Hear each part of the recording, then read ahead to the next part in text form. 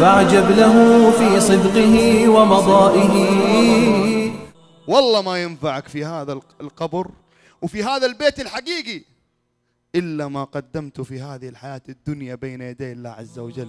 حترقد في قبرك، حترقد في قبرك كم؟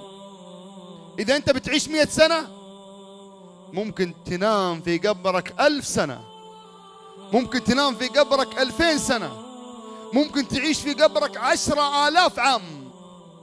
والقبر إما روضة من رياض الجنة إما حفرة من حفر النيران. والله أذكى إنسان الآن بيننا مو اللي قاعد كيف يفكر يزود رصيده في البنك.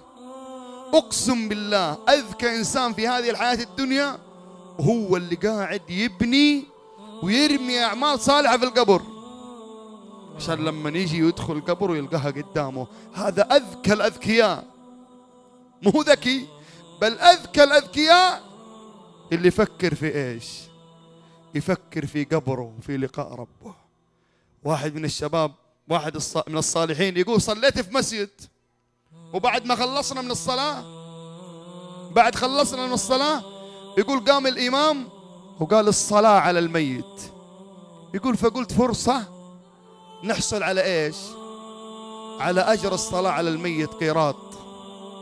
يقول صلينا بعد ما سلمنا، يقول قلت فرصة إني أتبع هذا الميت حتى المقبرة.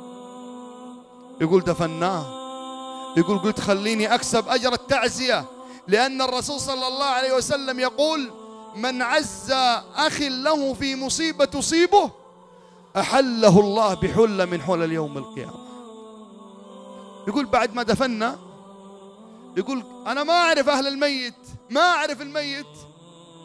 يقول فبدأت أنظر في الناس أشوف المتأثرين منهم فأكيد أنهم أهل الميت. يقول فلفت انتباهي شاب يبكي في المقبرة بكاء شديد. يقول فجيته ونظر فيا بلحية شماغ وثوب قصير. يقول وأنا أعزيه قلت له عظم الله أجركم وأحسن الله عزاءكم وغفر الله لميتكم وهذا هو حال الدنيا. يقول فنظر فيا فقال لي يا شيخ تعرف مين الميت؟ يقول قلت له لا والله ما أعرفه. قال الميت أخويا من أمي وأبويا، والله ما أبكي لأنه مات، ما أبكي حزن على فرقاه، أبكي لأن هذا جواله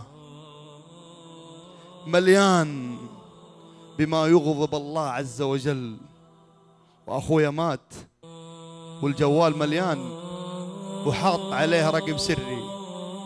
من فين أجيب الرقم السري؟ والرقم السري اندفن مع صاحبه في قبره. وهذه المقاطع والروابط اللي مالي بها الجوال وقاعد ينشرها الآن هو في القبر. وسيئات تجي من الهند ومن الخليج ومن أمريكا ومن أوروبا. ليه؟ لأنه كان ينشر ولا يبالي، لأنه كان يرسل ولا يفكر، ما يفكر في الروابط، ما كان عنده تفكير في القبر. لو كان عنده تفكير في القبر وفي هذا المكان اللي حينام فيه أقسم بالله ما يطلع من الجوال إلا ما يرضي الله سبحانه وتعالى. اشتغل قبرك.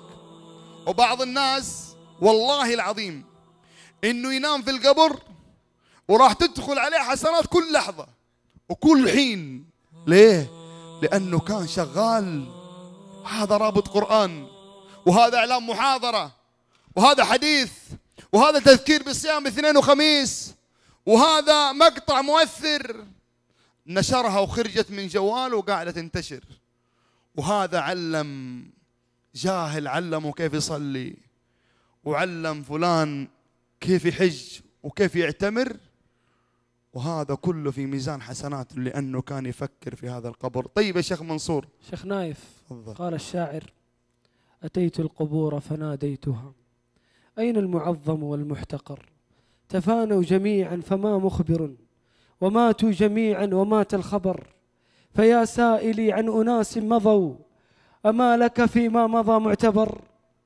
دقات قلب المرء قائلة له إن الحياة دقائق وثواني، فارفع لنفسك قبل موتك ذكرها، فالذكر للإنسان عمر ثاني.